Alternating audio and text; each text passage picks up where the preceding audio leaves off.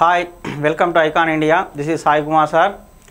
So junior లైన్మెన్కి సంబంధించినటువంటి online courses కానీ online material exams and online సంబంధించినటువంటి A to Z అన్నీ కూడా మీకు కోర్సులు అవైలబుల్ ఉంటున్నాయి.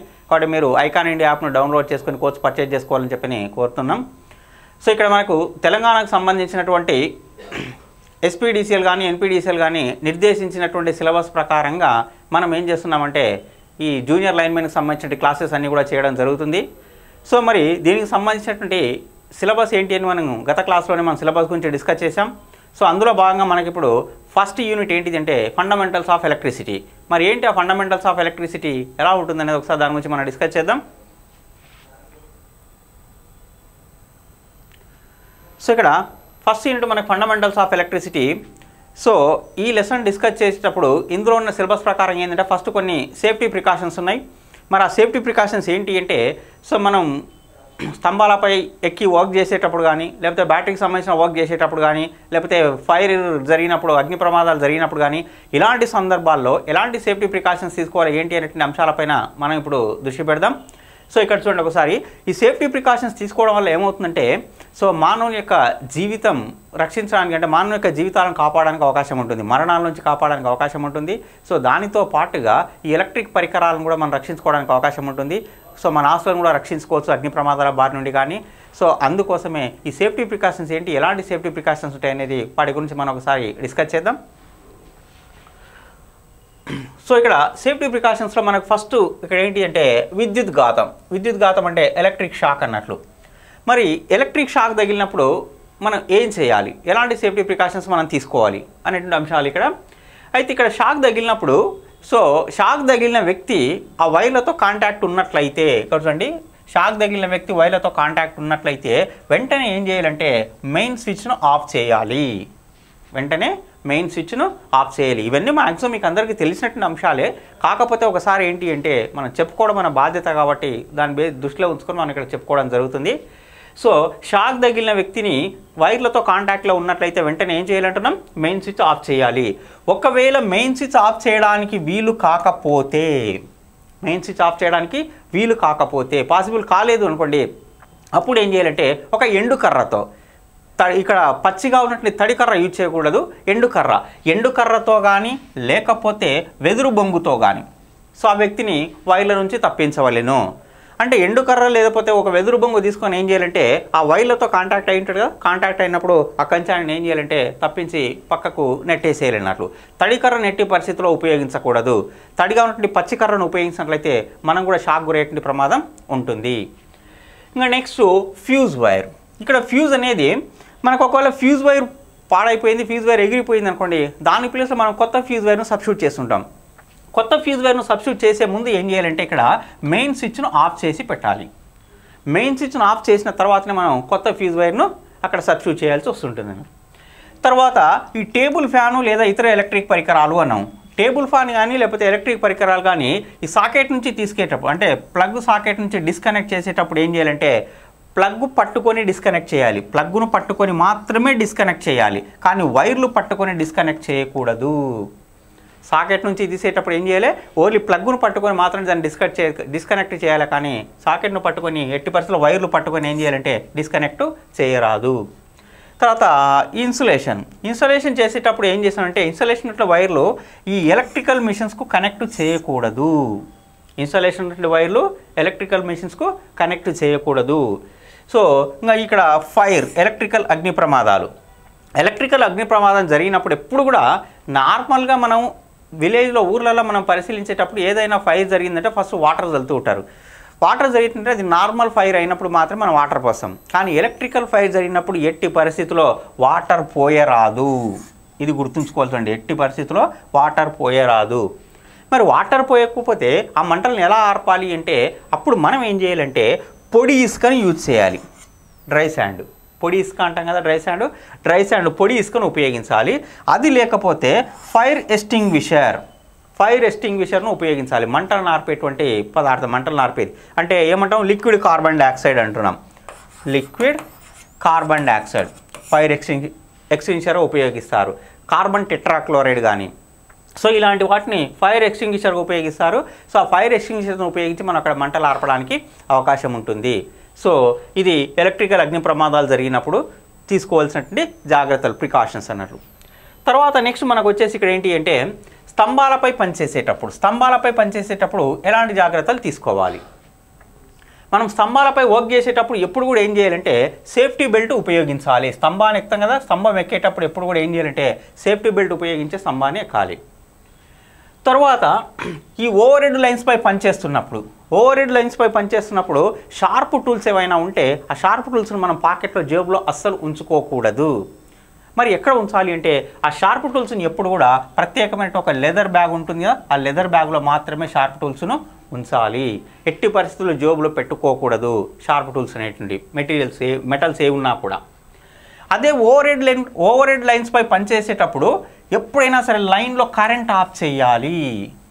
ఓవర్ హెడ్ లైన్స్పై పనిచేసేటప్పుడు ఏం చేయాలి, ఆ లైన్లో కరెంటును ఖచ్చితంగా ఆఫ్ చేయాలి. ఆఫ్ చేసిన తర్వాతనే ఆ ఓవర్ హెడ్ లైన్స్పై మనం ఎప్పుడైనా వర్క్ చేయాలి. అయితే ఇక్కడ ఈ ట్రాన్స్ఫార్మర్ మెయిన్ బాక్స్ వద్ద పనిచేసేటప్పుడు ఎప్పుడు కూడా ఏం చేయాలంటే డేంజర్ అనేటువంటి రాసి ఒక బోర్డు పెట్టాలి. లేకపోతే డేంజర్తో పాటు మ్యాన్ అట్ వర్క్ అని చెప్పని రాసి ఒక బోర్డుని అక్కడ ఖచ్చితంగా ఉంచాలి.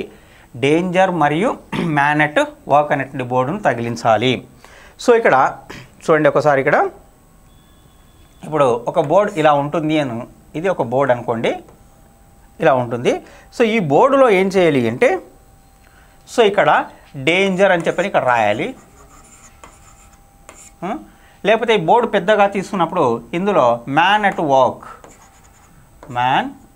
వర్క్ అని చెప్పని రాయాలి. అంటే ఇక్కడ పని చేస్తున్నారు అన్నట్లు. డేంజర్ అంటే అపాయము, అక్కడ దగ్గరికి ఎవరు రాకూడదు అన్నట్లు ఈ బోర్డును, ఈ సూచికలను ఏం చేయాలంటే ట్రాన్స్ఫార్మర్ మెయిన్ బాక్స్ వద్ద అక్కడ ఉంచి తగిలించాలి. ఉంచినప్పుడు అక్కడ వ్యక్తులు లేనప్పుడైనా ఇతర వ్యక్తులు ఎవరు కూడా అక్కడికి ప్రవేశించడానికి అవకాశం ఉండదు. సో ఇది స్తంభాలపై పనిచేసేటప్పుడు తీసుకోవాల్సినటువంటి జాగ్రత్తలు. దీని తర్వాత నెక్స్ట్ మనకు బ్యాటరీకి సంబంధించినటువంటి జాగ్రత్తలు. సో మరి బ్యాటరీలకు సంబంధించిన తీసుకోవాల్సిన జాగ్రత్తలు ఏంటి అంటే ఎప్పుడైనా సరే బ్యాటరీని ఛార్జింగ్ చేసేటప్పుడు వెంటిలేషన్ ఉన్నటువంటి గదిలో, మంచి వెంటిలేషన్ ఉన్నటువంటి గదిలో మాత్రమే బ్యాటరీని ఛార్జింగ్ చేయవలెను. బ్యాటరీని ఛార్జింగ్ చేసేటప్పుడు ఎలా చేయాలంటున్నాం, మంచి వెంటిలేషన్ ఉన్నటువంటి గదిలో మాత్రమే బ్యాటరీని ఛార్జింగ్ చేయవలెను.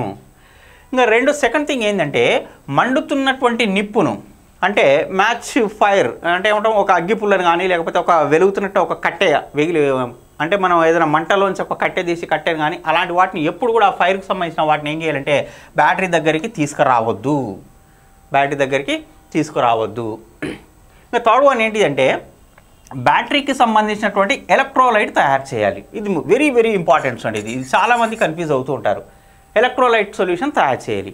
ఈ ఎలక్ట్రోలైట్ను తయారు చేసేటప్పుడు ఎప్పుడు కూడా ఏం చేయాలంటే వాటర్కు యాసిడ్ కలపాలి, కానీ యాసిడ్కు వాటర్ కలపకూడదు. ఇది వెరీ వెరీ ఇంపార్టెంట్, గుర్తుంచుకోవాలి. వాటర్కి ఏం కలపాలంటున్నాం, యాసిడ్. వాటర్ తీసుకొని ఈ వాటర్కు యాసిడ్ కలపాలి, మనం యాసిడ్ కలపాలి, వాటర్కు యాసిడ్.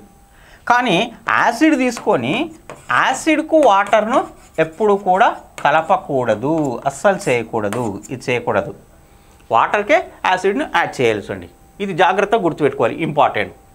ఇంకా బ్యాటరీని ఛార్జింగ్ చేసే సమయంలో ఈ వెంట్ ప్లగ్ ఉంటాయి కదా, వెంట్ ప్లగ్లను ఎప్పుడు కూడా ఓపెన్ చేసి ఉంచాలి. ఛార్జింగ్ చేసేటప్పుడు బ్యాటరీ యొక్క వెంట్ ప్లగ్లను ఏం చేయాలి, ఓపెన్ చేసి తెరిచి ఉంచవలేను అంటున్నాం. సో ఇవి బ్యాటరీకి సంబంధించినటువంటి ప్రికాషన్స్. సో ఇవి మనకు జనరల్గా ఎన్పిడిసిఎల్ కానీ ఎస్పీడిసిఎల్ కానీ నిర్దేశించినట్టు సిలబస్ ప్రకారంగా మనకు స్టార్టింగ్ ఇంట్రడక్షన్లో మనం వర్క్ చేసేటప్పుడు, ఇన్స్టాలేషన్ వర్క్ చేసేటప్పుడు తీసుకోవాల్సినటువంటి జాగ్రత్తలు అంటే బ్యాటరీలకు సంబంధించినవి కానీ, షాక్ తగిలినప్పుడు కానీ, లేకపోతే స్తంభాలు ఎక్కేటప్పుడు కానీ ఎలాంటి జాగ్రత్తలు తీసుకోవాలి ఏంటంటే విషయాలకు సంబంధించినటువంటి అంశాల గురించి మనం ఇప్పుడు డిస్కస్ చేసాం.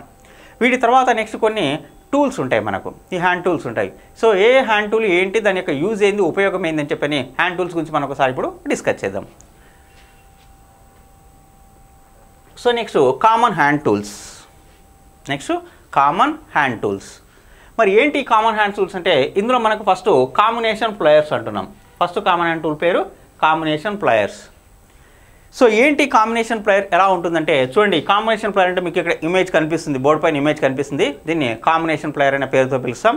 కొన్ని మీకు పేర్లు విన్నా మీకు తెలియనటువంటి మీరు చూడనటువంటి టూల్స్ కూడా మీకు ఇక్కడ కనిపిస్తుంటాయి, ఇమేజ్ రూపంలో మీకు కనిపిస్తుంటాయి. మీరు చూసి గుర్తుపెట్టుకోవచ్చు ఎలా ఉంటాయి ఏంటి అనేది. సో ఫస్ట్ ఇక్కడ కాంబినేషన్ ప్లేయర్. ఈ కాంబినేషన్ ప్లేయర్ను దేంతో తయారు చేస్తారంటే స్టీల్తో తయారు చేస్తారు. కాంబినేషన్ ప్లేయర్ను దేంతో తయారు చేస్తారంటున్నాం, స్టీల్తో తయారు చేస్తారు. స్టీల్ చూడండి, గుర్తుంచుకోవాలి కొంచెం. కింది వాటిలో కాంబినేషన్ ప్లేయర్ను ఏ లోహంతో తయారు చేస్తారు అంటే స్టీల్తో తయారు చేస్తారు. So right. నెక్స్ట్ ఈ కాంబినేషన్ ప్లేయర్ యొక్క సైజులు, ఏ సైజుల్లో ఎలాంటి పరిమాణంలో కాంబినేషన్ ప్లేయర్ అనేది మనకు లభిస్తున్నాయి. ఏ సైజుల్లో అంటే ఇక్కడ మనకు చూడండి, ఇక్కడ 15 centimetres. So 15 centimetres, 20 centimetres, 25 centimetres.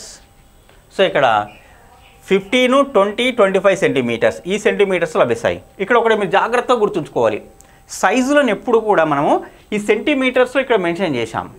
కానీ కొన్ని సందర్భాల్లో మనకి ఎగ్జాంపుల్ ఏం చేసంటే మిల్లీమీటర్లో అడుగుతుంటాడు. ఇప్పుడు నేను ఇక్కడ ఏం చెప్తున్నానంటే ఇందులో ఉన్న సైజెస్ ఏవేవి అంటే 15 సెంటీమీటర్స్ అని ఇక్కడ మెన్షన్ చేశాను. వాడు ఏం చేసే ఎగ్జామ్లో 15 మిల్లీమీటర్స్ అని కూడా ఇస్తుంటాడు. అయితే ఇక్కడ సెంటీమీటర్స్ మెన్షన్ చేశాను, దాంతోపాటు అవగాహన కోసం మీకు గుర్తుండాలనే ఉద్దేశంతో మిల్లీమీటర్స్లో కూడా మెన్షన్ చేశాను. చూడండి, ఇప్పుడు 15 సెంటీమీటర్స్ అంటే మిల్లీమీటర్స్ కన్వర్ట్ చేస్తే 150 మిల్లీమీటర్స్ అవుతుంది. ఎందుకంటే 1 సెంటీమీటర్ ఈక్వల్ టు 10 మిల్లీమీటర్స్. మరి 1 సెంటీమీటర్ 10 మిల్లీమీటర్స్ అన్నప్పుడు 15 సెంటీమీటర్స్కి ఎంత అవుతుంది, 150 మిల్లీమీటర్స్ అవుతుంది. అందుకోసమే మీరు సెంటీమీటర్స్లో మిల్లీమీటర్స్లో జాగ్రత్తగా గుర్తుంచుకోవాలి. ఒకటి గుర్తుపెట్టుకోండి, సెంటీమీటర్స్లో గుర్తుంచుకున్న తర్వాత దాన్ని అవసరం అనుకుంటే మీకు 1 సెంటీమీటర్ ఈక్వల్ 10 మిల్లీమీటర్స్ అని తెలుసు కాబట్టి మిల్లీమీటర్స్లోకి మీరు కన్వర్ట్ చేసుకొని ఆన్సర్ పెట్టవచ్చు. కానీ ఆన్సర్ చేసేటప్పుడు ఇచ్చినటువంటి ఆప్షన్స్, గివన్ ఆప్షన్స్ అనేవి సెంటీమీటర్స్లో ఉన్నాయా మిల్లీమీటర్స్లో ఉన్నాయా అనేది మాత్రం మీరు ఖచ్చితంగా గుర్తుంచుకోవాలి. లేదు అంటే ఆ సెంటీమీటర్స్ మిల్లీమీటర్స్ వల్లనే మనం కొన్నిసార్లు ఆన్సర్ మిస్టేక్ చేయడానికి అవకాశం ఉంటుంది. సో మరి మిల్లీమీటర్స్లో మనం ఒకసారి అబ్జర్వ్ చేసినట్లయితే 150 మిల్లీమీటర్స్, 200 మిల్లీమీటర్స్, 250 మిల్లీమీటర్స్, ఇవి మిల్లీమీటర్స్లో కాంబినేషన్ ప్లేయర్ యొక్క సైజెస్ అంటాం. తర్వాత ఈ కాంబినేషన్ ప్లేయర్ యొక్క ఉపయోగం ఏంటి, ఎందుకు యూజ్ చేస్తారు దీనివల్ల యూజ్ ఏంటి అనేది ఒకసారి ఇక్కడ అబ్జర్వ్ చేద్దాం. చూడండి, వీటిని ఏం చేస్తారంటే వైర్లను కట్ చేయడానికి యూజ్ చేస్తున్నాం. వైర్లను కట్ చేయడానికి ఉపయోగిస్తారు. సో ఈ నట్టు బోల్ట్స్ ఉంటాయి కదా, నట్స్ కానీ బోల్ట్స్ కానీ వీటిని గట్టిగా బిగించుకోవడానికి లేకపోతే గట్టిగా పట్టుకోవడానికి, అదేవిధంగా చిన్న చిన్న పనులు చేసేటప్పుడు కూడా మనం ఏం చేస్తారంటే ఈ కాంబినేషన్ ప్లేయర్ అనేది ఎక్కువగా ఉపయోగిస్తూ ఉంటారు అన్నట్లు. కాబట్టి కాంబినేషన్ ప్లేయర్ను స్టీల్తో తయారు చేస్తారు. దాని యొక్క సైజెస్ ఏంటి అంటే 15 సెంటీమీటర్స్, 20 సెంటీమీటర్స్, 25 సెంటీమీటర్స్, 30 సెంటీమీటర్స్ అంటాం. సో అదే మిల్లీమీటర్లు అయితే 150 మిల్లీమీటర్స్, 200 మిల్లీమీటర్స్, 250 మిల్లీమీటర్స్ అని చెప్పి మిల్లీమీటర్స్లో కూడా చెప్పుకోవస్తున్నారు. ఇది మనకున్నటువంటి మొట్టమొదటి హ్యాండ్ టూల్ కాంబినేషన్ ప్లేయర్కి సంబంధించి. ఇంకా నెక్స్ట్ సెకండ్ వన్ ఏంటి అనేది దాని గురించి మనం డిస్కస్ చేద్దాం. సెకండ్ వన్ ఏంటిదంటే స్క్రూ డ్రైవర్. ఇది అందరికీ తెలిసిందే. మనకు స్క్రూ డ్రైవర్ ఎలా ఉంటుందనేది కూడా మనకు అందరికీ తెలిసిందే. చూడండి, ఇక్కడ స్క్రూ డ్రైవర్. సో ఈ స్క్రూ డ్రైవర్ ఏంటి అంటే దీన్ని కూడా ఏం చేస్తామంటే స్టీల్తోనే తయారు చేస్తారు. స్క్రూ డ్రైవర్ని కూడా దేంతో తయారు చేస్తారు అంటున్నాం, స్టీల్తోనే తయారు చేస్తారు. మరి స్క్రూ డ్రైవర్ యొక్క సైజెస్ ఏంటి, ఏ సైజులో స్క్రూ డ్రైవర్స్ని తయారు చేయవచ్చు అంటే 10 సెంటీమీటర్స్, 10 సెంటీమీటర్స్లో చేయొచ్చు, 15 సెంటీమీటర్స్లో చేయొచ్చు, 20 సెంటీమీటర్స్లో చేయొచ్చు, 30 సెంటీమీటర్స్లో చేయొచ్చు. స్క్రూ డ్రైవర్ను 10, 15, 20, 30 సెంటీమీటర్స్లో స్క్రూ డ్రైవర్ను తయారు చేస్తారు. అది సెంటీమీటర్స్లో అయితే. ఒకవేళ మిల్లీమీటర్స్లో అనుకోండి 150 మిల్లీమీటర్స్, 200 మిల్లీమీటర్స్, 300 మిల్లీమీటర్స్లో స్క్రూ డ్రైవర్ను తయారు చేయవచ్చు అంటున్నాం మిల్లీమీటర్స్లో అయితే. అందుకోసమే సెంటీమీటర్స్లో మిల్లీమీటర్స్లో కొంచెం జాగ్రత్తగా గుర్తుంచుకోవాలి. ఇంకా నెక్స్ట్ స్క్రూ డ్రైవర్ యొక్క ఉపయోగం ఏంటి, ఎందుకు యూజ్ చేస్తారు అనేది ఒకసారి దీని గురించి డిస్కస్ చేద్దాం. ఈ స్క్రూలను తిప్పడానికి, స్క్రూలు ఏమైనా ఉంటే ఆ స్క్రూలను తిప్పడానికి లేదా కట్టడానికి ఈ స్క్రూ డ్రైవర్ను ఉపయోగిస్తారు. అంటే స్క్రూలను లూజ్ చేయొచ్చు, లూజ్ చేయడం కానీ టైట్ చేయడం కానీ చేయడానికి స్క్రూ డ్రైవర్ను ఉపయోగిస్తారు. అదేవిధంగా ఇక్కడ స్మాల్ సైజ్ స్క్రూ డ్రైవర్ అంటున్నాం. So small size screw driver ఏమంటారంటే కనెక్టర్ అనేటువంటి పేరుతో కూడా పిలుస్తారు. Connector, small size screw driver is called as connector అనే పేరుతో కూడా పిలుస్తాం. అయితే దీన్ని చిన్న చిన్న పనులు చేయడానికి ఎక్కువగా ఉపయోగిస్తారు, కనెక్టర్ అని తిప్పడానికి ఉపయోగిస్తారని చెప్పి ఇక్కడ రాయడం జరిగింది అన్నమాట. సో ఇది మనకు ఉన్నటువంటి సెకండ్ హ్యాండ్ టూల్ స్క్రూ డ్రైవర్కి సంబంధించింది. ఇంకా నెక్స్ట్ థర్డ్ హ్యాండ్ టూల్ ఏంటి అంటే ఇక్కడ మనకు ఎలక్ట్రీషియన్ నైఫ్. ఇది అందరికీ తెలిసిందే, ఎక్కువగా మీరు అబ్జర్వ్ చేస్తూ ఉంటారు. ఎలక్ట్రీషియన్ నైఫ్కు సంబంధించిన లక్షణాలు ఏంటివంటే ఎలా ఉంటుందంటే 2 బ్లేడ్లను కలిగి ఉంటుంది అంటున్నాం. ఇక్కడ ఉంచండి, ఎలక్ట్రీషియన్ నైఫ్ 2 బ్లేడ్లు ఉన్నాయి, 2 బ్లేడ్లను కలిగి ఉంటుంది అంటున్నాం. ఎలక్ట్రీషియన్ నైఫ్ అనేది 2 బ్లేడ్లను కలిగి ఉంటుంది. ఒకటేనో ఒకటి బ్లంట్ అంటున్నాం. బ్లంట్ అంటే నెమ్మదిగా కట్ చేయడం కోసం ఒకదాన్ని యూజ్ చేస్తారు. ఇంకొకటేమో షార్ప్గా ఉంటుంది, అంటే పదునైనది అంటున్నాం, షార్ప్గా ఉంటుంది. ఒకటి స్లోగా మెల్లగా కట్ చేయడానికి ఒకదాన్ని యూజ్ చేస్తారు, షార్ప్గా ఉండి ఫాస్ట్గా కట్ చేయడానికి మరొక దాన్ని యూజ్ చేస్తారు. 2 knives ఉంటాయి. 2 knives అంటే 2 blades ఉంటాయి, 2 బ్లేడ్లు ఉంటాయి అంటున్నాం. అదేవిధంగా ఇది వైర్లను ఇన్సులేషన్ తొలగించడానికి మరియు ఇతర పనులకు ఉపయోగిస్తారు అంటున్నాం. అంటే ఎక్కడన్నా ఏవైనా వైర్లు కట్ చేయాలన్నా లేకపోతే వైర్లను ఇన్స్టాలేషన్ చేయాలన్నా అలాంటి వాటికి ఎక్కువగా ఏం చేస్తారంటే ఈ నైఫ్ను ఉపయోగించడం జరుగుతూ ఉంటుంది. సో మరి దీని యొక్క సైజెస్ ఏంటి అంటే 10 cm అంటున్నాం. ఎలక్ట్రీషియన్ నైఫ్ యొక్క సైజ్ ఎంత అంటున్నాం? 10 cm ఉంటుంది. 10 cm అంటే మనకు మిల్లీమీటర్లో చెప్పేసి 100 mm ఉంటుంది అంటున్నాం. సో ఇది ఎలక్ట్రీషియన్ నైఫ్కు సంబంధించింది అంటున్నాం. దీని తర్వాత మనకు ఉన్నటువంటి నెక్స్ట్ వన్ ఏంటి అంటే సైడ్ కట్టర్. నెక్స్ట్ వన్ ఏంటిది? Side cutter. సో ఈ సైడ్ కట్టర్ను దేంతో తయారు చేస్తారు అంటే స్టీల్తో తయారు చేస్తారు. మ్యాక్సిమం ఈ ఎలక్ట్రికల్కు సంబంధించినటువంటి వాటిలో హ్యాండ్ టూల్స్లో ఎక్కువగా యూజ్ చేసేటివన్నీ కూడా స్టీల్తోనే తయారు చేస్తారు. అదొకటి కొంచెం జాగ్రత్తగా గుర్తుపెట్టుకోండి. సో ఇక్కడ సైడ్ కట్టర్ను స్టీల్తో తయారు చేస్తారు. మరి ఎందుకు యూజ్ చేస్తారు సైడ్ కట్టర్ని అంటే వైర్లను కట్ చేయడానికి, ఇన్సులేషన్ తొలగించడానికి సైడ్ కట్టర్ను ఉపయోగిస్తారు. వైర్లను కట్ చేయడానికి, ఇన్సులేషన్ తొలగించడానికి. అదేవిధంగా రేడియోస్ కానీ టీవీలు రేడియోలు అసెంబ్లింగ్ చేసేటప్పుడు కూడా ఏం చేస్తారంటే చిన్నటువంటి ఫ్రేమ్వర్క్ పనులకు కూడా ఏం చేస్తారంటే ఈ ఇక్కడ ఉన్నటువంటి సైడ్ కట్టర్ను ఉపయోగించడం జరుగుతుంది.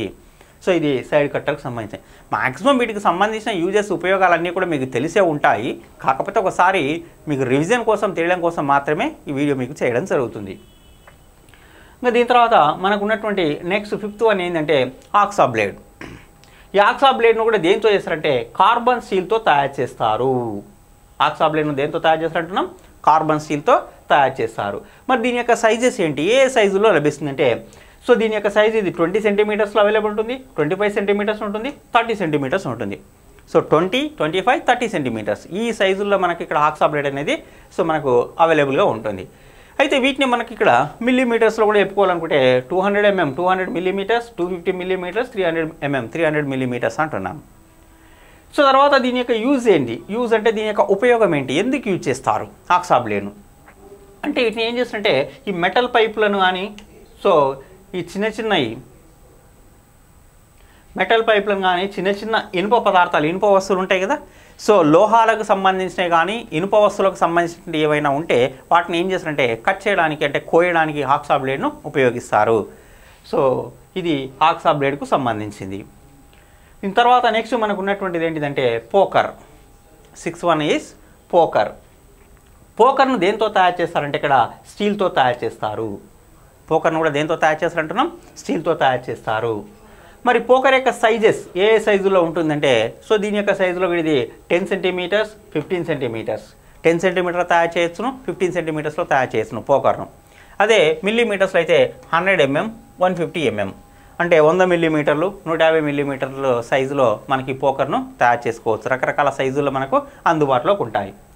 మరి ఎందుకు యూజ్ చేస్తారు ఈ పోకర్ను అంటే వీటికి ఏవైనా మెటల్ ప్లేట్స్ ఉంటాయి. మెటల్ ప్లేట్స్ ఉన్నప్పుడు వాటికి చిన్న రంధ్రాలు చేయాలి, హోల్స్ చేయాలి.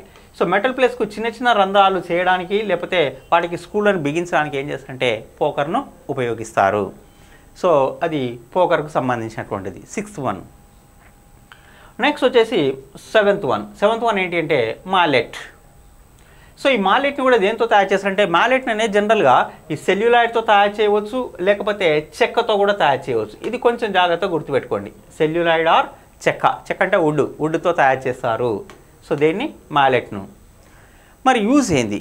దీని యొక్క యూజ్ ఏంది? ఉపయోగం ఏంది? దీన్ని ఎందుకు యూజ్ చేస్తారు అంటే ఈ ఎలక్ట్రిక్ మోటార్స్ ఉంటాయి కదా, విద్యుత్ మోటార్స్, ఎలక్ట్రిక్ మోటార్స్లో కానీ జనరేటర్స్లో కానీ ఏం చేస్తారంటే ఈ అసెంబ్లింగ్ చేసే సమయంలో ఈ రేకులు ఉంటాయి, రేకులను స్ట్రైట్ చేయడానికి ఈ మ్యాలెట్ను ఉపయోగిస్తారు. చిన్న పల్సటి రేకులు ఉంటే వాటిని స్ట్రైట్నింగ్ చేయాలి. స్ట్రైట్నింగ్ చేయడానికి ఏం చేస్తారంటే మ్యాలెట్ను ఉపయోగిస్తారు. అదేవిధంగా చిన్న ఫ్రేమ్వర్క్ పనుల కోసం కూడా ఏం చేస్తారంటే మ్యాలెట్ను ఉపయోగించడం జరుగుతుంది. మ్యాలెట్ అనేది ఇలా ఉంటుంది. ఇది మీకు తెలిసిందే, మీరు చూసిందే. ఇది మ్యాలెట్కు సంబంధించింది. దీని తర్వాత మనకు ఉన్నటువంటి నెక్స్ట్ హ్యాండ్ టూల్ ఏంది అనేది నెక్స్ట్ హ్యాండ్ టూల్ గురించి మనం డిస్కస్ చేద్దాం. నెక్స్ట్ రా ప్లగ్ టూల్ అంటున్నాం. రా ప్లగ్ టూల్ అంటే ఇది దేంతో తయారు చేస్తారంటే దీన్ని కార్బన్ స్టీల్తో తయారు చేస్తారు. దీన్ని కూడా కార్బన్ స్టీల్తో తయారు చేస్తారు. ఇంకా దీని యొక్క సైజెస్ ఏంటి? ఏ సైజులో లభిస్తుంది? ఈ రా ప్లగ్ టూల్ అంటే 6 mm 8 mm, 10 mm, 12 mm, 14 mm. So 6, 8, 10. So 6 మిల్లీమీటర్లు, 8 మిల్లీమీటర్లు, 10 మిల్లీమీటర్లు, 12 మిల్లీమీటర్లు, 14 మిల్లీమీటర్లు. ఇక్కడ మీరు ఒకటి అబ్జర్వ్ చేయండి, అన్ని మిల్లీమీటర్స్లో ఉన్నాయి, సెంటీమీటర్స్లో లేవు. ఇక్కడ ఉంచండి, అన్ని మిల్లీమీటర్స్లే ఉంటాయి, సెంటీమీటర్స్లో లేవు అన్నట్లు. కాబట్టి ఈ చిన్న చిన్న సైజులు అన్నట్లు చిన్న ఉంటాయి కాబట్టి ఇలాంటి సైజులు ఏం చేస్తారంటే రాల్ ప్లగ్ 2ను తయారు చేస్తారు. మరి ఎందుకు యూజ్ చేస్తారు అంటే, సో వీటికి ఈ రాతి గోడలు, ఇటుక గోడలు, అంటే రాళ్లతో తయారు చేసిన గోడలు, కాంక్రీట్ గోడలు, ఇటుక గోడలు ఉంటాయి కదా, సో అలాంటి వాల్స్, ఆ గోడలకు ఏం చేస్తారంటే సో ముడి పదార్థ రంధ్రాలు చేయడానికి ఉపయోగిస్తారు. అంటే వాల్స్కు హోల్ చేయాలన్నా ఆ walls made up of either concrete or rocks, whatever it may be. అంటే రాళ్లతో తయారు చేసిన గోడలు కావచ్చు, కాంక్రీట్తో తయారు చేసిన గోడలు కావచ్చు, ఇటుకలతో తయారు చేసిన గోడలు కావచ్చు, ఏవైనా కావచ్చు, ఆ గోడలకు రంధ్రాలు చేయడానికి ఏం చేస్తారంటే ఈ రాల్ ప్లగ్ టూల్ను ఉపయోగిస్తారు. దేంతో తయారు చేసినామంటే కార్బన్ స్టీల్తో తయారు చేస్తారు. సో ఇది మనకు ఉన్నటువంటి 8వది రాల్ ప్లగ్ టూల్కు సంబంధించింది అంటాం. ఇంకా తర్వాత నెక్స్ట్ నైన్త్ వన్ ఏంటంటే ఎలక్ట్రిక్ సోల్డరింగ్ ఐరన్ అంటున్నాం. ఈ సోల్డరింగ్ ఐరన్ ఏంటి అంటే దేంతో తయారు చేస్తారంటే దీన్ని కాపర్తో తయారు చేస్తారు. ఎలక్ట్రిక్ సోల్డరింగ్ ఐరన్ దేంతో తయారు చేస్తారంటే కాపర్తో తయారు చేస్తారు. మరి యూజ్ ఏంటంటే ఎలక్ట్రిక్ వైర్లను సోల్డరింగ్ చేయడానికి. సోల్డరింగ్ చేయడం అంటే అతికించడం, వైర్లను ఏం చేయొచ్చు, సోల్డరింగ్ చేయడం, అతికించడం. సోల్డరింగ్ చేయడానికి అదేవిధంగా నార్మల్గా ఇంకేమైనా వైర్లను సోల్డరింగ్ చేసిన తర్వాత చిన్న వైర్లను అతికించిన తర్వాత ఇంకా ఎక్కడైనా కూడా యూజ్ కావాలనుకుంటే కూడా ఈ సోల్డరింగ్ ఐరన్ను మనం యూజ్ చేసుకోవడానికి అవకాశం ఉంటుంది. సో ఇది 9th వన్ అంటున్నాం. ఇంకా తర్వాత మనకు ఉన్నటువంటి 10th వన్ ఏంటంటే టెనాన్సా. సో ఈ టెనాన్సాని దేంతో తయారు చేస్తారంటే టెనాన్సాను కూడా స్టీల్తోనే తయారు చేస్తారు. మేజర్గా మోస్ట్ ప్రాబబ్లీ ఎక్కువగా అన్నీ కూడా స్టీల్తోనే తయారు చేయడం జరుగుతుంది చూడండి, అది బాగా జాగ్రత్తగా గుర్తుపెట్టుకోండి. మరి ఎందుకు యూజ్ చేస్తారు టెనాన్సాన్ అంటే, సో వుడ్ను కట్ చేయడానికి, వుడ్ అంటే చెక్కను కట్ చేయడానికి. సో అదేవిధంగా ఈ స్విచ్ బోర్డులు ఉంటాయి కదా, స్విచ్ బోర్డులను కట్ చేయాలి, స్విచ్ బోర్డులను రౌండ్గా నీట్గా లేకపోతే స్క్వేర్ షేప్లో స్విచ్ బోర్డులను కట్ చేయడానికి. అదేవిధంగా ఈ రౌండ్ బ్లాక్లు ఉంటాయి కదా, రౌండ్ బ్లాక్లను కట్ చేయడానికి కూడా ఏం చేస్తారంటే టెనాన్సాన్ ఉపయోగిస్తారు. అంటే చెక్కను, వుడ్ను కట్ చేయడానికి, అదేవిధంగా స్విచ్ బోర్డులు కట్ చేయడానికి, రౌండ్ బ్లాక్లను కట్ చేయడానికి టెనాన్సాను ఎక్కువగా యూజ్ చేస్తారు. సో ఇది టెనాన్సాకు సంబంధించింది 10th వన్. ఇంకా నెక్స్ట్ 11th వన్ ఏంటంటే హ్యాండ్ డ్రిల్లింగ్ మిషన్. ఇది మీకు అందరికి మ్యాక్సిమం తెలిసిన విషయమే. హ్యాండ్ డ్రిల్లింగ్ మిషన్ కూడా దేంతో తయారు చేస్తారంటే ఇక్కడ స్టీల్తోనే తయారు చేస్తారు, made up of steel. Hand drilling machine is made up of స్టీల్తో తయారు చేస్తారు. మరి ఎందుకు యూజ్ చేస్తున్నాం హ్యాండ్ డ్రిల్లింగ్ మిషన్, ఎందుకు యూజ్ చేస్తున్నాం అంటే ఇక్కడ సో లోహాలు కానీ, మెటల్స్, చెక్క, వుడ్ మరియు ఇతర ముడి పదార్థాల్లో రంధ్రాలు చేయడానికి ఉపయోగిస్తారు. అంటే హోల్స్ చేయాలి. ఎక్కడ అంటే మెటల్స్కు హోల్స్ చేయాలన్నా, చెక్క, వుడ్కు హోల్స్ చేయాలన్నా, ఇతర రా మెటీరియల్స్ ఏ ఉన్నా సరే రా మెటీరియల్స్ అన్నిటికీ కూడా మనం హోల్స్ చేయడానికి ఏం చేస్తారంటే ఈ హ్యాండ్ డ్రిల్లింగ్ మిషన్ ఉపయోగిస్తారు. అదేవిధంగా దానితో పాటు ఈ రబ్బర్ సులభంగా పట్టుకోవడానికి డిజైన్ చేయబడి ఉంటుంది.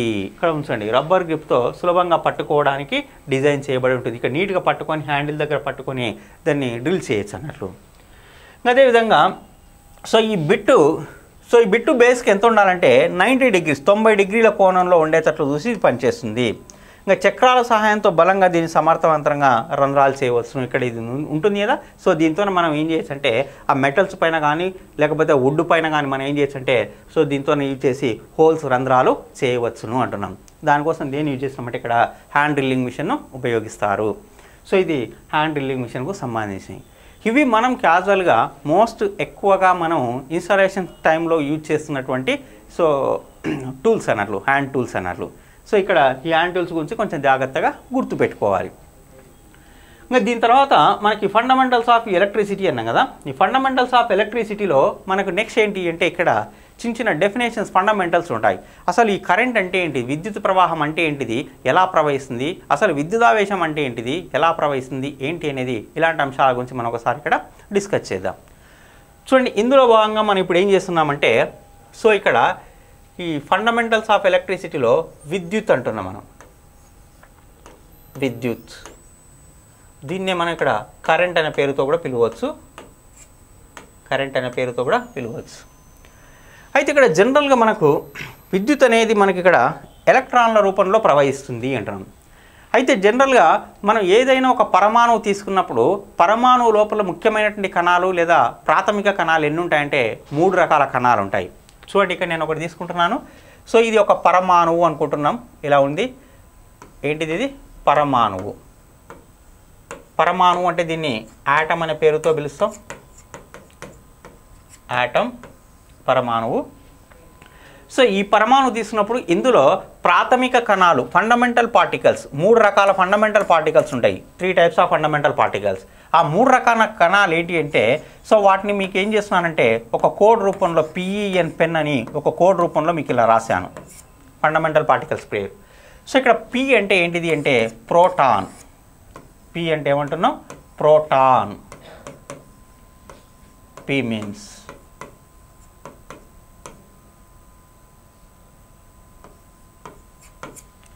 ఈ మీన్స్ ఏంటంటే ఎలక్ట్రాన్. ఈ మీన్స్ ఎలక్ట్రాన్. ఇది సెకండ్ ఫండమెంటల్ పార్టికల్ అన్నట్లు ఎలక్ట్రాన్. ఎన్ మీన్స్ ఏంటంటే న్యూట్రాన్.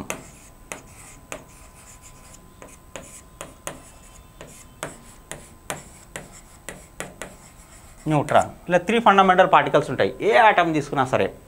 అంటే ఏ పరమాణువులోనైనా ఈ 3 రకాల ప్రాథమిక కణాలు ఉంటాయి. అయితే వీటిలో ఎప్పుడైనా సరే మనకు ఇక్కడ విద్యుత్ లేదా కరెంట్ అంటున్నాం కదా, ఈ కరెంట్ అనేది మనకు ఏ రూపంలో ప్రవహిస్తుంది అంటే ఇక్కడ ఈ ఎలక్ట్రానిక్ కణాలు ఉన్నాయి కదా, ఈ ఎలక్ట్రానిక్ కణాల రూపంలో విద్యుత్ ప్రవహిస్తుంది. విద్యుత్ ఏ రూపంలో ప్రవహిస్తుంది అంటున్నాం? ఎలక్ట్రానిక్ కణాల రూపంలో ప్రవహిస్తుంది. అయితే ఇక్కడ ఎలక్ట్రాన్ల రూపంలో విద్యుత్ ప్రవహిస్తుంది అన్నప్పుడు ఈ ఎలక్ట్రాన్కి ఏ ఛార్జ్ ఉంటుంది, ఏ ఆవేశం ఉంటుందంటే ఎలక్ట్రాన్కు రుణావేశం ఉంటుంది. రుణావేశం ఉంటుంది అంటే నెగటివ్ ఛార్జ్. ఎలక్ట్రాన్కి ఏ ఆవేశం ఉంటుంది అంటున్నాం? రుణావేశం, నెగిటివ్ ఛార్జ్ ఉంటుంది. అయితే ఎలక్ట్రాన్కు రుణావేశం ఉంటుంది. ఈ ప్రోటాన్ ఉంది కదా, ప్రోటాన్కు మాత్రం ఏ ఆవేశం ఉంటుంది దీనికి అంటే ధనావేశం ఉంటుంది. దీనికి ధనావేశం ఉంటుంది. చూడండి, ధనావేశం అంటే పాజిటివ్ ఛార్జ్ ఉంటుంది. Proton has positive charge, electron has negative charge. ప్రోటాన్కు ధనావేశం ఉంటుంది, ఎలక్ట్రాన్కు రుణావేశం ఉంటుంది. ఇంకా మిగిలినటువంటి 3వ కణం న్యూట్రాన్ ఉంది కదా, ఈ న్యూట్రాన్ అనే కణానికి మాత్రం ఏ ఆవేశం ఉంటుందంటే తటస్థ ఆవేశం ఉంటుంది. తటస్థ ఆవేశం. తటస్థ ఆవేశం అంటే న్యూట్రల్ ఛార్జ్ అన్నట్లు. న్యూట్రల్ ఛార్జ్ అంటే ఒక రకంగా చెప్పాలంటే charge is zero. Charge is zero. ఆవేశం అనేది, విద్యుత్ ఆవేశం అనేది 0 అంటాం. దాన్ని ఏమంటారంటే న్యూట్రల్ ఛార్జ్, తటస్థము అనే పేరుతో పిలుస్తాం. తటస్థ ఆవేశం ఉంటుంది అన్నాం. అయితే ఇక్కడ మనం ఏం చెప్పుకుంటున్నామంటే ఇక్కడ ప్రోటాన్కు ధనావేశం ఉంటుంది, ఎలక్ట్రాన్కు రుణావేశం ఉంటుంది అంటున్నాం. ఎలక్ట్రాన్కి ఎంత రుణావేశం ఉంటుందో ప్రోటాన్ కూడా అంతే ధనావేశం. ఎప్పుడైనా సరే ఒకటి ఈజీగా గుర్తుపెట్టుకోవాలి, ఏ పరమాణువు తీసుకున్నా ప్రతి పరమాణువులో ప్రోటాన్ల సంఖ్య, ఎలక్ట్రాన్ల సంఖ్య సమానంగా ఉంటుంది. ఏ ఆటం తీసుకున్నా సరే చూడండి, ప్రతి ఆటంలో కూడా number of protons is equal to number of electrons. ఈ జాగ్రత్తగా గుర్తుపెట్టుకోవాలి. ఇంకా న్యూట్రాన్స్ అనేవి వేరు సంఖ్యలో ఉంటాయి. అంటే they are different in different atoms అన్నట్లు. కానీ ప్రోటాన్స్, ఎలక్ట్రాన్స్ మాత్రం సమాన పరిమాణంలో ఉంటాయి. మనకి ఎన్ని ప్రోటాన్లు ఉన్నాయి తెలిస్తే ఎన్ని ఎలక్ట్రాన్లు ఉన్నాయని మనం ఈజీగా చెప్పవచ్చు. లేకపోతే ఎన్ని ఎలక్ట్రాన్లు ఉన్నాయో తెలిస్తే ఎన్ని ప్రోటాన్లు ఉన్నాయో కూడా చెప్పవచ్చు. అయితే ఇక్కడ ఎలక్ట్రాన్కు రుణావేశం ఉంటుంది, ప్రోటాన్కు ధనావేశం ఉంటుంది అన్నాం. వీటి యొక్క ఆవేశం విలువలు కూడా సేమ్ ఉంటాయి. చూడండి, మళ్ళీ దీని యొక్క ఆవేశం విలువ ఎంత ఉంటుందో ఛార్జ్ వాల్యూ, దీని ఛార్జ్ వాల్యూ కూడా అంతే ఉంటుంది. కాకపోతే దీని ఛార్జ్ వాల్యూ అనేది నెగిటివ్ ఉంటే దీని ఛార్జ్ వాల్యూ మాత్రం ఎలా ఉంటుంది అంటే పాజిటివ్ ఉంటుంది అంటాం. మరి ఏంటి ఆ ఛార్జ్ వాల్యూస్ అనేది ఒకసారి వాటి గురించి కూడా మనం ఇక్కడనే రాసేసేద్దాం. సో ఇక్కడ చూడండి ఒకసారి,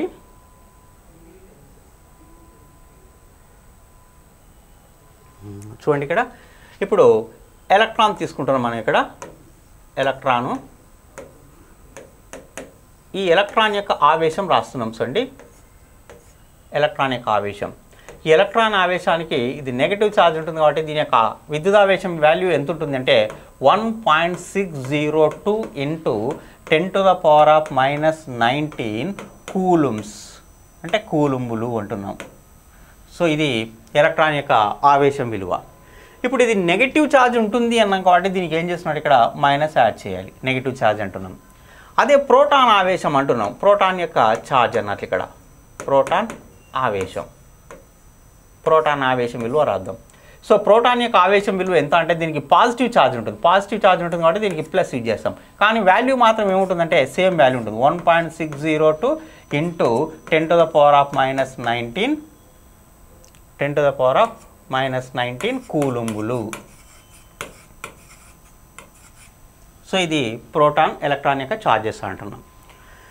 అంటే రెండు విలువలు సమానం ఉన్నాయి కానీ దీనికి నెగిటివ్ ఛార్జ్ రుణావేశం ఉంటుంది అంటున్నాం కాబట్టి మైనస్ ఛార్జ్ చేసాం. ప్రోటాన్కు ధనావేశం పాజిటివ్ ఛార్జ్ ఉంటుంది అంటున్నాం కాబట్టి యాజ్ ఇట్ ఈస్గా 1.602 × 10⁻⁻19 కూలంబ్స్ అని రాసాం.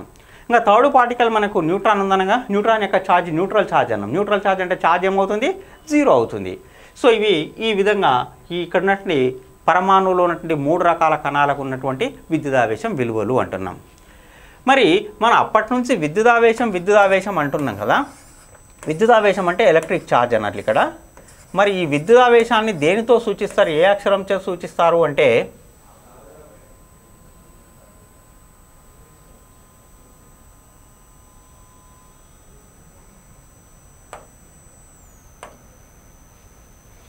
ఇక్కడ విద్యుదావేశాన్ని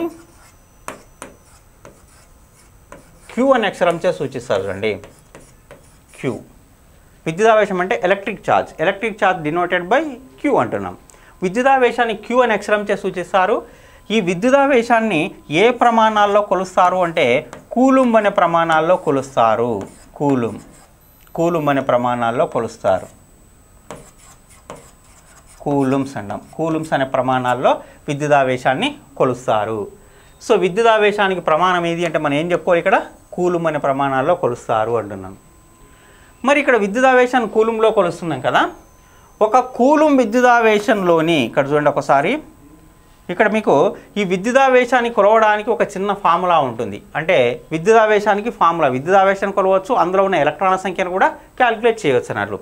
మరి ఈ విద్యుదావేశానికి ఫార్ములా ఏంటి అంటే ఇక్కడ రాస్తున్నాను చూడండి.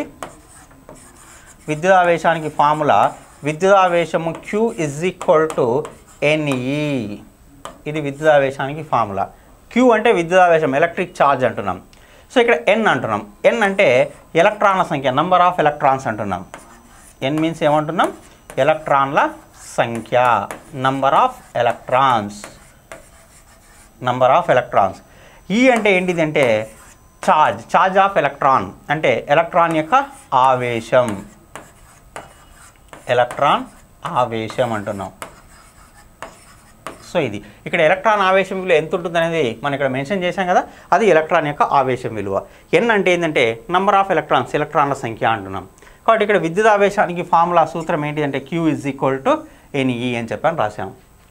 దీన్ని బేస్ చేసుకొని మనకి ఏం చేస్తుంటే ఈ ఫార్ములాని బేస్ చేసుకొని మనకి ఎగ్జామ్ పాయింట్ ఆఫ్ అడిగేటప్పుడు ఒక కూలుంబ్ విద్యుదావేశంలోని ఎలక్ట్రాన్ల సంఖ్య ఎంత అని చెప్పని ఎగ్జామ్ పాయింట్ ఆఫ్లో క్వశ్చన్ అడుగుతాడు. ఒక కూలుంబ్ విద్యుదావేశంలోని ఎలక్ట్రాన్ల సంఖ్య అంటే ఇక్కడ చూడండి, విద్యుదావేశం Q అన్నాం కదా. ఈ విద్యుదావేశం Q అనేది ఒక కూలుంబ్ ఇస్తాడు.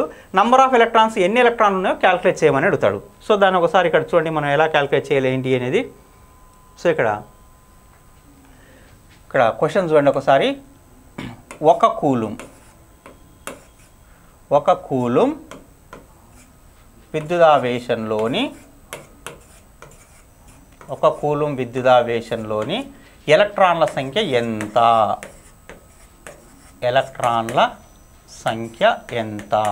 How many number of electrons are present in 1 coulomb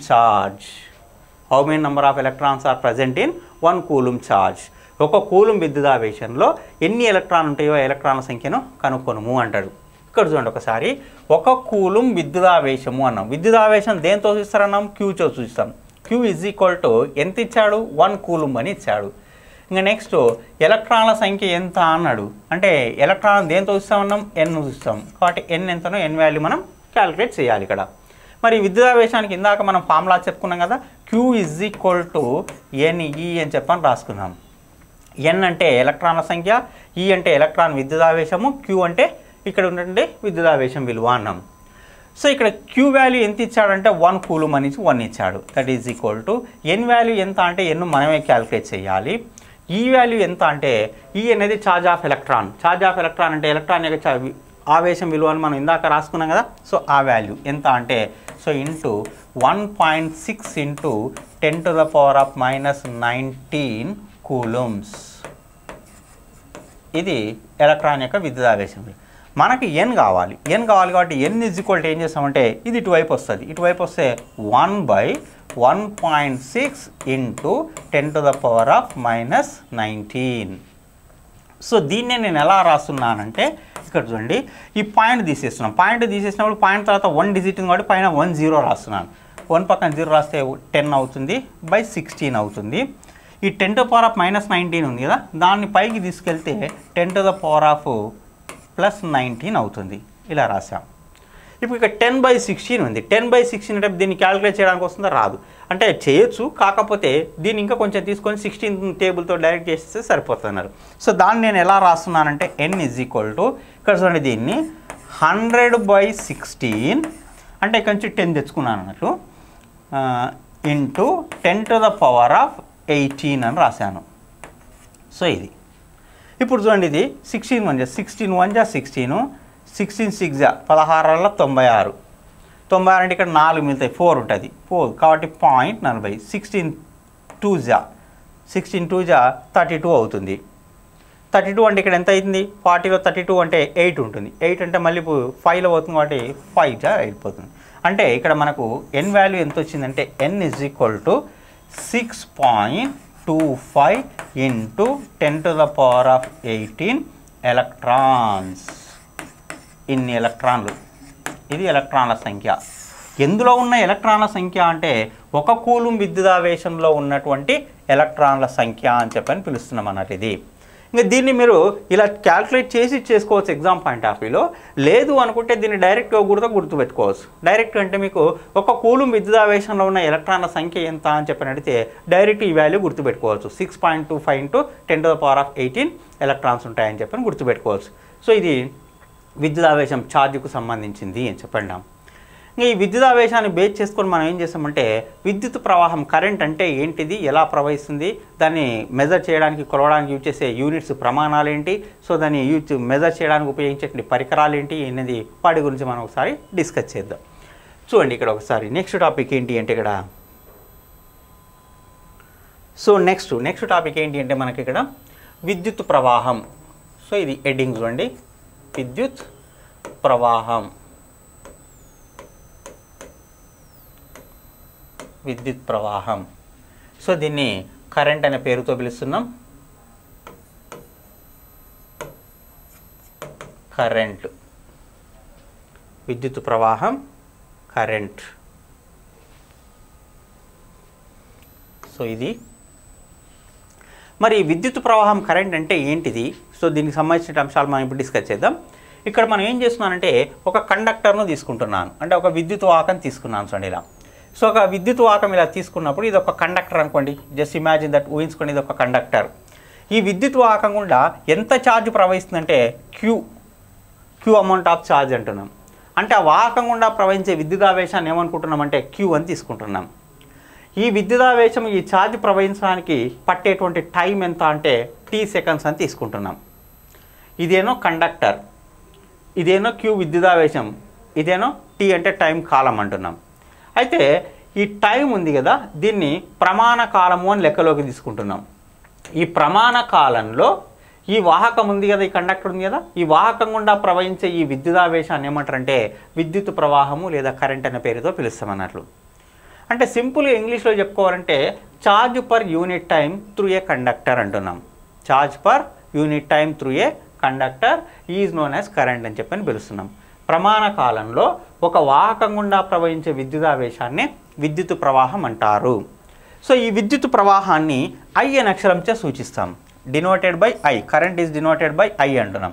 కాబట్టి దీనికి ఫార్ములా రాస్తే మనం ఏమని రాసుకోమంటే I = Q/T అని చెప్పని దీనికి ఫార్ములా రాసుకోవచ్చు. ఇలా ఇది విద్యుత్ ప్రవాహానికి కరెంటుకు ఉన్నటువంటి ఫార్ములా. I = Q/T. Q అంటే ఛార్జ్ విద్యుదావేశము, T అంటే టైం అన్నట్లు. I మీన్స్ ఏంటంటే కరెంట్ లేదా విద్యుత్ ప్రవాహం అన్నట్లు. ఇంకా దీన్ని బేస్ చేసుకొని దీనికి మనం ఇప్పుడు ప్రమాణాలు యూనిట్స్ రాయాలి. యూనిట్స్ రాయాలంటే ఇక్కడ మనం ఏం చేస్తామంటే Q అంటే విద్యుదావేశం అన్నాం కాబట్టి దీనికి ప్రమాణం ఏంటిది అంటే కూలుంబ్ అని రాసాం. పర్ T అంటే టైంకి ప్రమాణం ఏంటి అంటే కాలానికి ప్రమాణం సెకండ్ అంటున్నాం. అంటే కూలుంబ్ పర్ సెకండ్ అనే ప్రమాణాల్లో కొలుస్తారు. అంటే దీనికి యూనిట్స్ ఏంటి అంటే కూలుంబ్ పర్ సెకండ్ అంటున్నాం. ఈ కూలుంబ్ పర్ సెకండ్నే ఏమని పిలవచ్చును అంటే యాంపియర్ అనే పేరుతో పిలవచ్చును. యాంపియర్ అనే పేరుతో పిలవచ్చు. ఇలా రాసుకోవచ్చు. What is the unit of current అంటే సింపుల్గా యాంపియర్ అని చెప్పుకోవచ్చు. Unit of current is ampere. విద్యుత్ ప్రవాహాన్ని ఏ ప్రమాణాలు కొలుస్తారు, లేకపోతే విద్యుత్ ప్రవాహానికి ప్రమాణం ఏది అంటే యాంపియర్ అంటాం. సో ఇది విద్యుత్ ప్రవాహానికి ప్రమాణం. ఇంకా ఈ విద్యుత్ ప్రవాహాన్ని కరెంటును మెజర్ చేయడానికి, కరెంటును కొలవడానికి ఉపయోగించే పరికరాలు ఉంటాయి, డివైజెస్. ఆ పరికరాలు ఏంటి అంటే ఇక్కడ చూడండి ఒకసారి. ఇక్కడ విద్యుత్ ప్రవాహంలో తక్కువ విద్యుత్ అంటే స్మాల్ అమౌంట్ ఆఫ్ కరెంట్ అంటాం. Small amount of current. తక్కువ విద్యుత్తును కొలవడానికేనో గాల్వానోమీటర్ అనేటువంటి పరికరాన్ని ఉపయోగిస్తారు. Galvanometer, small amount of current measured by galvanometer. అదే ఎక్కువ విద్యుత్తు అంటే లార్జ్ అమౌంట్ ఆఫ్ కరెంట్ అంటున్నాం. ఎక్కువ విద్యుత్తును కొలవడానికేనో అమ్మీటర్ అనేటువంటి పరికరాన్ని ఉపయోగిస్తారు. అమ్మీటర్. ఇది large amount of current measured by ammeter, small amount of current is measured by galvanometer అంటున్నాం. ఇది విద్యుత్ ప్రవాహాన్ని కొలవడానికి యూజ్ చేసేటువంటి డివైజెస్ అంటే మీటర్స్, గాల్వానోమీటర్ అండ్ అమ్మీటర్ అంటున్నాం. అయితే ఇక్కడ ఒక వెరీ వెరీ ఇంపార్టెంట్ పాయింట్ ఉంది. ఈ ఇంపార్టెంట్ పాయింట్ గుర్తుపెట్టుకోవాలి. సో ఆదర్శ అమ్మీటర్ యొక్క నిరోధం ఎంత అని అడుగుతాడు. ఆదర్శ అమ్మీటర్ అంటే ఐడియల్ అమ్మీటర్ అన్నట్లు. ఆదర్శ అమ్మీటర్ అంటే ఏమన్నట్లు? Ideal ammeter. Ideal ammeter. So what is the resistance of ideal ammeter అంటాడు. What is the resistance of ideal ammeter? ఆదర్శ అమ్మీటర్ యొక్క నిరోధం విలువ. నిరోధం అంటే ఇక్కడ రెసిస్టెన్స్ అన్నట్లు. నిరోధం అంటే రెసిస్టెన్స్. దీని యొక్క నిరోధం విలువ ఎంత అంటే 0. వెరీ వెరీ ఇంపార్టెన్స్ అండి. ఆదర్శ అమ్మీటర్ లేదా ఐడియల్ అమ్మీటర్ యొక్క రెసిస్టెన్స్ వాల్యూ, నిరోధం విలువ ఎంత ఉంటుంది అంటే 0 ఉంటుంది అని గుర్తుపెట్టుకోవాలి. అదే ఆదర్శ వోల్ట్ మీటర్ అనుకోండి, అమ్మీటర్ ప్లేస్లో వోల్ట్ మీటర్ ఇచ్చారనుకోండి, ఐడియల్ వోల్ట్ మీటర్ అనుకోండి, అప్పుడు దాని యొక్క రెసిస్టెన్స్ వాల్యూ ఎంత ఉంటుందంటే ఇన్ఫైనైట్ ఉంటుంది. అంటే ఇన్ఫినిటీ అంటే దాన్ని అనంతము అని తెలుగులో చెప్తాం అన్నట్లు. సో ఇక్కడ ఈ ఆదర్శ అమ్మీటర్ మాత్రం చెప్పాను. ఇది వెరీ వెరీ ఇంపార్టెంట్ పాయింట్, దీన్ని గుర్తుంచుకోండి. సో ఇది మనకు ఉన్నటువంటి విద్యుత్ ప్రవాహానికి సంబంధించింది. ఇంకా దీని తర్వాత ఇందులో మనకు విద్యుత్ పొటెన్షియల్. విద్యుత్ పొటెన్షియల్ అంటే ఏంటిది, పొటెన్షియల్ ఎలా ఉంటుందని ఒకసారి పొటెన్షియల్ గురించి మనం డిస్కస్ చేద్దాం.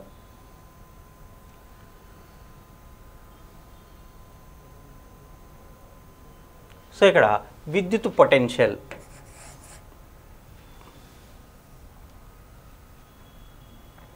నెక్స్ట్ వన్ ఈజ్ విద్యుత్ పొటెన్షియల్. ఇంగ్లీష్లో ఎలక్ట్రిక్ పొటెన్షియల్ అంటాం.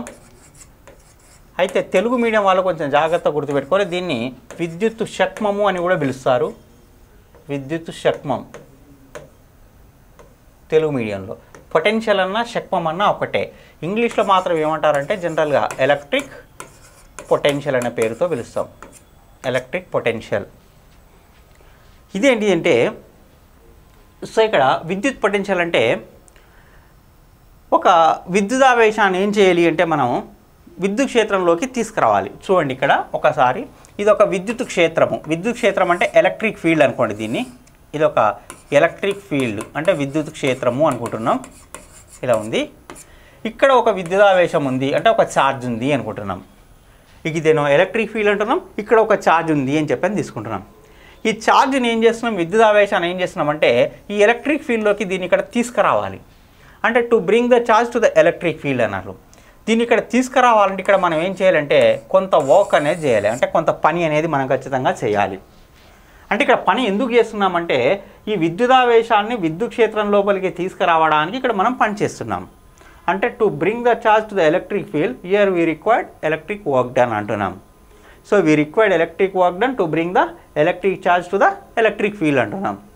కాబట్టి విద్యుదావేశాన్ని తీసుకురావడానికి చేయవలసినటువంటి ఈ విద్యుత్ పనిని ఏమంటారంటే విద్యుత్ పొటెన్షియల్ లేదా విద్యుత్ శక్మము అని చెప్పని పేరుతో పిలుస్తామన్నారు. అది దాని యొక్క డెఫినేషన్. మరి ఈ పొటెన్షియల్ను దేంతో సూచిస్తారంటే V అనేటువంటి లెటర్తో ఇస్తారు. Electric potential denoted by V అంటున్నాం. దీని ఫార్ములా కనుక రాసుకుంటే మనం V W/Q అని రాస్తాం. ఇలా రాస్తాం. ఇది ఎలక్ట్రిక్ పొటెన్షియల్కి ఉన్నటువంటి ఫార్ములాస్ అండి. W అంటే వర్క్ డన్ అంటే పని. Q అంటే ఛార్జ్ అంటే విద్యుదావేశం. ఇక్కడ రాస్తున్నాను చూడండి, పక్కనే రాస్తున్నాను. W మీన్స్ ఏంటంటే వర్క్ డన్ అంటే ఇక్కడ పని, వర్క్ అంటున్నాం పని. Q మీన్స్ ఏంటంటే ఛార్జ్ అంటే విద్యుదావేశము అంటున్నాం. ఛార్జ్ అంటే ఏమన్నట్లు విద్యుదావేశం, ఛార్జ్ అంటున్నాం. ఇది అంటే ఈ ఛార్జ్ని తీసుకురావడానికి చేయవలసిన పనిని మనం ఏమంటామంటే ఎలక్ట్రిక్ పొటెన్షియల్ అనే పేరుతో పిలుస్తున్నాం. కాబట్టి V = W/Q అని రాసాం ఫార్ములా. సో ఇప్పుడు మనకు దీనికి యూనిట్స్ రాయాలి. యూనిట్స్ అంటే ప్రమాణాలు అని తెలుగులో పిలుస్తాం. సో మరి యూనిట్స్ ఏం రాస్తాము అంటే ఇక్కడ యూనిట్స్ రాస్తున్నాం చూడండి. సో ఇక్కడ W అంటే వర్క్ డన్ అన్నాం. వర్క్కి యూనిట్ ఏంటి అంటే ఇక్కడ జౌల్. వర్క్ అంటే పనికి ప్రమాణం ఏంటి అంటే జౌల్ పర్. Q అంటే విద్యుదావేశం. విద్యుదావేశానికి ప్రమాణం ఏంటిదంటే కూలుమ్. జౌల్ ఫర్ కూలుమ్ అంటున్నాం. Joule per coulomb. ఇక్కడ ఇంగ్లీష్లో కూడా రాస్తున్నాం చూడండి. జౌల్ ఫర్ కూలుమ్ అంటున్నాం. ఇది జౌల్ ఫర్ కూలుమ్. ఈ జౌల్ ఫర్ కూలుమ్ని ఏ పేరుతో పిలుస్తామంటే వోల్ట్ అనే పేరుతో పిలుస్తారు. వోల్ట్ అనే పేరుతో పిలుస్తారు. ఇలా వోల్ట్స్లో మెజర్ చేస్తాం కదా, అది వోల్ట్. అంటే ఇప్పుడు డైరెక్ట్ మీరేం గుర్తుపెట్టుకోవాలంటే electric potential measured in the unit of volts అని చెప్పని గుర్తుపెట్టుకోవచ్చు. అంటే విద్యుత్ పొటెన్షియల్ని ఏ ప్రమాణాల్లో కొలుస్తారంటే జౌల్ ఫర్ కూలుమ్ లేదా వోల్ట్ అనే ప్రమాణాల్లో కొలుస్తారు. సో అది గుర్తుపెట్టుకోవాలి. అదేవిధంగా ఈ పొటెన్షియల్ కొలవడానికి యూజ్ చేసేటువంటి డివైస్ అంటే పరికరం ఉంటుంది. మరి పొటెన్షియల్ కొలవడానికి ఏ పరికరం ఉపయోగిస్తారంటే ఇక్కడ వోల్ట్ మీటర్ అనేటువంటి పరికరాన్ని ఉపయోగిస్తారు. మీటర్. విద్యుత్ పొటెన్షియల్ కొలవడానికి వోల్ట్ మీటర్ అనేటువంటి పరికరాన్ని ఉపయోగిస్తారు. Volt meter used to measure the electric potential అంటున్నాం. మరి ఇక్కడ ఆదర్శ వోల్ట్ మీటర్ యొక్క నిరోధం విలువ ఎంత అంటాడు. ఇందాక చెప్పాం కదా, ఆదర్శ వోల్ట్ మీటర్. దీన్నే మనం ఐడియల్ వోల్ట్ మీటర్ అనే పేరుతో పిలుస్తాం. ఐడియల్ వోల్ట్ మీటర్, ఆదర్శ వోల్ట్ మీటర్. సో దీని యొక్క నిరోధం విలువ అంటే రెసిస్టెన్స్ విలువ ఎంత అంటే ఇన్ఫినిటీ. దీన్ని మనం తెలుగులో అనంతం అనే పేరుతో రాస్తాం. అనంతం అంటే ఇన్ఫినిటీ అంటాం. ఈ పాయింట్ కూడా మనకి ఇక్కడ వెరీ వెరీ ఇంపార్టెంట్ పాయింట్, జాగ్రత్తగా గుర్తుంచుకోవాలి. సో ఇక్కడ ఆదర్శ అమ్మీటర్ యొక్క నిరోధము, ఆదర్శ వోల్ట్ మీటర్ యొక్క నిరోధం, ఈ రెండు పాయింట్లు వెరీ వెరీ ఇంపార్టెంట్. ఆదర్శ అమ్మీటర్ యొక్క నిరోధం విలువ అన్నప్పుడు 0 అనుకున్నాం. సో ఆదర్శ వోల్ట్ మీటర్ యొక్క నిరోధం విలువ అన్నప్పుడు ఇన్ఫైనైట్ అంటే అనంతము అని చెప్తున్నాం. కాబట్టి క్వశ్చన్ అడుగుతాడు ఓసారి, what is the resistance of ideal voltmeter, what is the resistance of ideal galvanometer అని అడుగుతుంటాడు. So resistance of ideal ammeter అన్నప్పుడు 0, the resistance of ideal voltmeter అన్నప్పుడు మాత్రం ఇన్ఫైనైట్ అని చెప్పని గుర్తుంచుకోవాలి. సో ఇది. సో దీంతో పాటు ఇక్కడ ఈ పొటెన్షియల్లో మనం సాధారణంగా జనరల్గా హౌస్ హోల్డ్ కన్జంప్షన్ పర్పస్ అంటాం. అంటే ఇళ్ళలోకి సరఫరా చేయబడే ఎలక్ట్రిక్ పొటెన్షియల్ విలువ ఎంత అంటున్నాం.